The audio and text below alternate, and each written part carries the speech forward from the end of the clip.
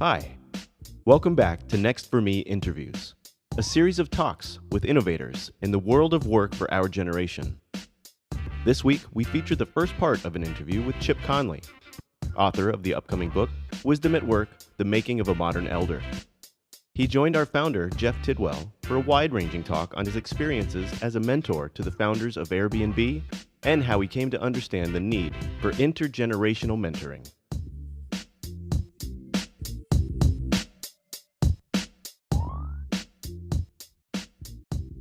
Hi, we have Chip Conley with us today, who's a big Next for Me supporter and advisor, and he's got an interesting book coming out called Wisdom at Work: The Making of a Modern Elder in September, and we'll give you a little bit more background about that during and after the interview. So, welcome, Chip. Thank you. It's great to be with you, Jeff. Great, thank you. To begin with, maybe you can give us a little background on how you came upon the topic of your new book.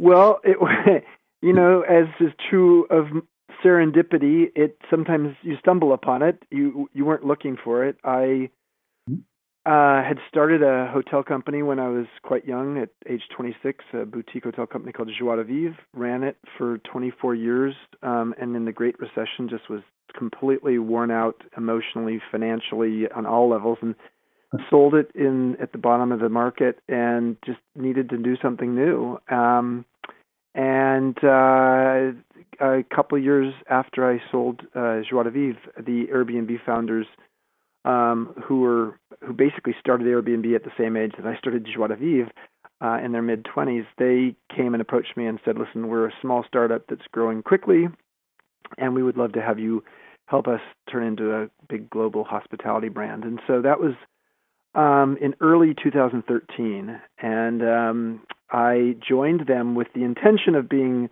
Brian Chesky, the CEO's mentor, but also to be his head of global hospitality and strategy. I thought I was supposed to be the smart guy in the room, the one who's supposed to be wise and all that, and I was in some ways, but within the first week, I came to realize quite quickly that at age 52, I'd never been in a tech company before. I didn't know a thing about technology. I didn't understand the lingo. I was twice the age of the average employee. And I realized that an elder in today's world, if they're getting it right, is as much a mentor as they are an intern. And they are, as learning as much as they're teaching. And that has been my 5 years at Airbnb. I've really been in this role of being both a curious learner and a stage, mentor. And the company is dramatically larger than it used to be. So long story short is I got fascinated by intergenerational collaboration and the idea that at a time when power is being cascading faster than ever to young people because of their digital intelligence, is it possible that it's time for the comeback of wisdom to match that young brilliance, that genius, especially amongst the technologist crowd, with some wise emotional intelligence, leadership thinking from people who've had a few extra decades to build skills usually in human areas. They're the kind of skills that you actually don't necessarily learn overnight. How was your arrival greeted at Airbnb? Well, I'm lucky. I mean, I was early 50s, but somewhat of a rock star boutique hotelier where people were like, "Hey, Chip's somebody who knows something about hospitality, and we at Airbnb don't know anything about the hospitality business. We're good technologists, and we know a lot about design, but it was like a three-legged stool. It was a design company that had a technology at its core, and all three founders either had a design or technology background, but the third leg of the stool was hospitality. So I was needed for that technical skill of understanding hospitality. Right. But the thing that was actually interesting is that while I was hired to be the head of hospitality, quickly I became the head of strategy, quickly I became the head of learning and development, and quickly I became the mentor for dozens and dozens of key people in the company who were a 31-year-old leading a bunch of 24-year-olds. And what I didn't expect was just how thirsty these young people were for tutelage when it came to leadership and emotional intelligence and the kinds of skills that you tend to build through pattern recognition over time. And so I was welcomed, but there are a hell of a lot of people out there in the working world who aren't welcomed in their 50s, and the world hasn't yet seen the value of wisdom or the experience that you build over time.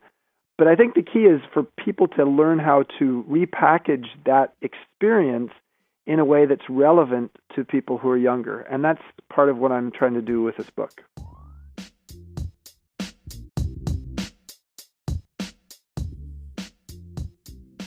Seems logical almost that Airbnb would look for somebody like you, but they probably didn't realize how much they needed that hospitality help.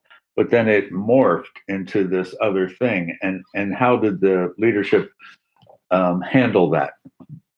Because I probably wouldn't have taken the job if they didn't seem like they had a growth mindset. Stanford professor Carol Dweck wrote a book called Mindset long ago and said people can sort of have a growth mindset or a fixed mindset, and in different parts of your life you could have different points of view on that. I saw that the senior leadership team and the three founders had a growth mindset, which means that they were really open to learning, open to admitting what they didn't know. And they were really interested in going out and finding an expert in the world on that particular topic and learning from them. So that meant that they were really open to learning from me, and as long as I was open to learning from them. And so that's the symbiotic relationship. And the fact that I ended up becoming internally, my past job, I was the founder and CEO of a company, and I was the face of the company. And now I went from being the sage on the stage to being the guide on the side. And I really was the behind the scenes person helping the three founders just become better and better leaders, and hopefully helping the strategy of the company in a few other areas too.